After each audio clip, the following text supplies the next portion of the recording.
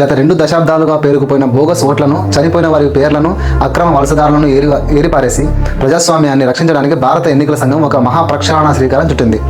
Artificial intelligence, advanced సాఫ్ట్వేర్ల సాయంతో దేశవ్యాప్తంగా జరుగుతున్న ఈ బృహత్తర కార్యక్రమంలో ఇప్పటికే ఏకంగా 7 కోట్ల ఫేక్ ఓట్లను పక్కాగా తొలగించారు. బీహార్లో మొదలైన ఈ చారిత్రాత్మకమైన ప్రక్రియ ఇప్పుడు మన తెలుగు రాష్ట్రాల్లో కూడా అడుగుపెట్టింది. కానీ ఇక్కడే ఒకే ఒక చిన్న సమస్య ఉంది. ఒక మంచి పని జరుగుతున్నప్పుడు మన అజాగ్రత్త వల్ల కొన్నిసార్లు మనమే నష్టపోవాల్సి వస్తుంది. ఎందుకంటే మిషన్లకు ఎమోషన్లు ఉండవు. మీ పేరులో ఒక చిన్న స్పెల్లింగ్ మిస్టేక్ ఉన్నా సరే, సర్వేకి వచ్చిన అధికారికి మీరు సరైన సమాచారం ఇవ్వకపోయినా ఈ టెక్నాలజీ వడపోతలో మీ నిజమైన ఓటు కూడా గల్లంతయ్యే ప్రమాదం ఉంది. ఇది వ్యవస్థ మీద చేసే విమర్శ కాదు. ఒక బాధ్యత గల పౌరుడిగా ఈ మహా ప్రక్షాళనలో మనం ఎలా భాగస్వాములు కావాలి?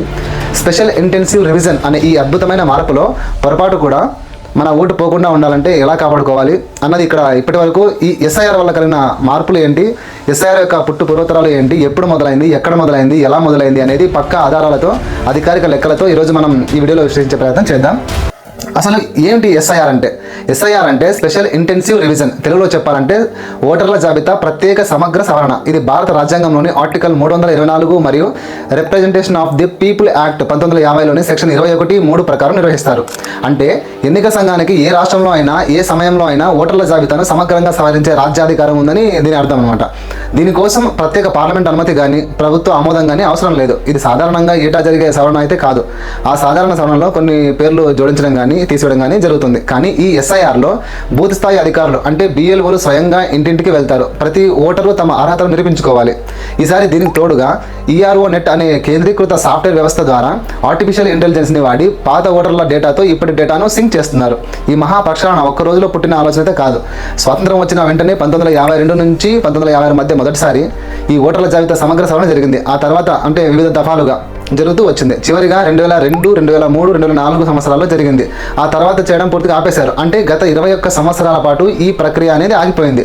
ఈ 20 ఏళ్లలో ఏం జరిగిందంటే కోట్లాది జనాభా వేరే చోటికి వలస వెళ్లారు, కానీ పాత చోటే ఓటు ఉండిపోయింది. లక్షలాది మంది మరణించారు, కానీ వారి పేర్లు ఓటర్ల జాబితాలో ఇప్పటికీ అలాగే ఉండిపోయాయి. డూప్లికేట్ ఓట్లు కూడా పేరుకుపోయాయి. అలాగే ఇంకొక అతిపెద్ద ముఖ్య విషయం ఏంటంటే బంగ్లాదేశ్, మయన్మార్ నుండి అక్రమ వలసదారుల పేర్లు కూడా ఓటర్ల జాబితాలో చేరాయనే ఆందోళనలు కూడా మొదలయ్యాయి. ఇవన్నీ పేరుకుపోయిన సమస్యలను సవరించేందుకే తిరిగి దేశవ్యాప్తంగా ఈ ఎస్ఐఆర్ మొదలైంది. ఈ ఆపరేషన్ ఫలితాలు చూస్తే ఎవరైనా ఆశ్చర్యపోవాల్సిందే. 22 సంవత్సరాలకు మొదటిసారిగా బీహార్లో ఈ ప్రక్రియ మొదలైంది. నెల రోజుల పాటు నిర్వహించిన ఈ సర్వేలో 7.89 కోట్ల ఓటర్ల వివరాలు ధృవీకరించారు. అందులో ఏకంగా 64 లక్షల ఓటర్ల పేర్లను తొలగించారు. ఇందులో 22 లక్షల మంది మరణించిన వారు కాగా 35 లక్షల మంది జాడలేని వారు, అసలు మరో 7 లక్షల మంది డూప్లికేట్ ఓటర్లు. బీహార్ ఓటర్ల జాబితా ప్రక్షాళన విజయవంతం కావడంతో భారత ఎన్నికల సంఘం దీన్ని దేశవ్యాప్తంగా అమలు చేస్తోంది ఇప్పుడు. అలాగే ఇప్పుడు ఈ 2వ దఫా ఉత్తరప్రదేశ్, పశ్చిమ బెంగాల్, తమిళనాడు సహా 12 రాష్ట్రాలు, కేంద్రపాలిత ప్రాంతాల్లో ఈ ఎస్ఐఆర్ నిర్వహించారు. ఈ టెక్నాలజీ వాడకం వల్ల బెంగాల్లోనే దాదాపు 60 లక్షల ఓట్లు హోల్డ్లో పడ్డాయి.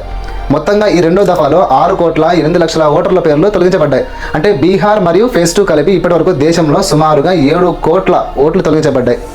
ఇది యావత్ తెలంగాణ రాష్ట్ర ఓటర్ల సంఖ్యకు రెట్టింపు సంఖ్య. ఇది ఇప్పుడు మన తెలుగు రాష్ట్రాల వంతు కూడా వచ్చింది. తెలంగాణ మరియు ఆంధ్రప్రదేశ్లో ఎస్ఐఆర్ ఫేజ్ 3లో ఉన్నాయి. ఇక్కడ ఒక అత్యంత ముఖ్యమైన విషయం ఏంటంటే ఉమ్మడి ఆంధ్రప్రదేశ్లో చివరిసారిగా 2002 సంవత్సరంలో ఈ ఎస్ఐఆర్ జరిగింది. అంటే 24 సంవత్సరాల తర్వాత మళ్ళీ ఇప్పుడు BLOలు ఆ 2002 నాటి పాత జాబితాను ఇప్పటి 2026 జాబితాతో పోల్చి ధృవీకరిస్తున్నారు. తెలంగాణలో జూన్ 25 నుండి జూలై 24 వరకు ఇంటింటి సర్వే జరుగుతుంది. అలాగే జూలై 31న ముసాయిదా జాబితా వస్తుంది. అక్టోబర్ 1న తుది ఓటర్ జాబితా ప్రకటిస్తారు. ఆంధ్రప్రదేశ్లో కూడా ERMS అనే ప్రత్యేక సాఫ్ట్వేర్తో ఇది పద్ధతిలో ఇంటింటి సర్వే జరుగుతుంది. అలాగే జూలై 21న ముసాయిదా జాబితా వచ్చి అక్టోబర్ 7 నాటికి తుది జాబితా విడుదలవుతుంది. తెలంగాణలో ఈ ప్రక్రియ కారణంగా దాదాపు 30 లక్షల ఓటర్ల పేర్లు జాబితా నుండి తొలగించబడే అవకాశం ఉందని ఒక అంచనా. ఈ ప్రక్షాళన వల్ల మరణించిన వారి పేర్లు తొలగిపోయి ఒక వ్యక్తికి ఒక ఓటు అనే సూత్రం అమలవుతుంది.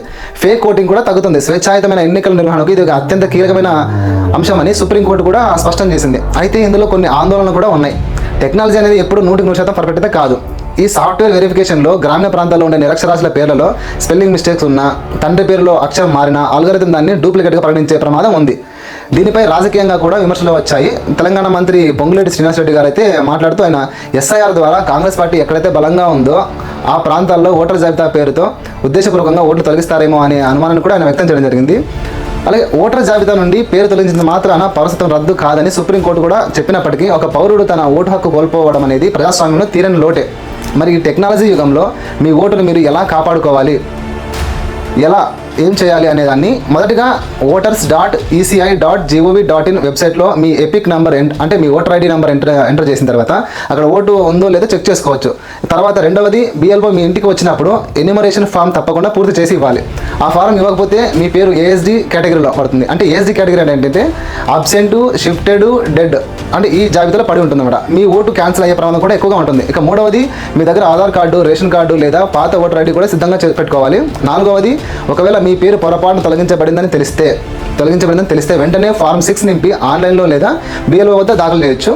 ఐదవది ముసాయిదా జాబితా డ్రాఫ్ట్ లిస్ట్ వచ్చినప్పుడు మళ్ళీ ఒకసారి చెక్ చేసుకోవాలి. గడువు ముగిసేలోపే మీ అభ్యంతరాలు ఏమైనా ఉంటే వాటిని దాఖలు చేయాలి. తుది జాబితా వచ్చాక మాత్రం ఎలాంటి మార్పులు ఉండవు.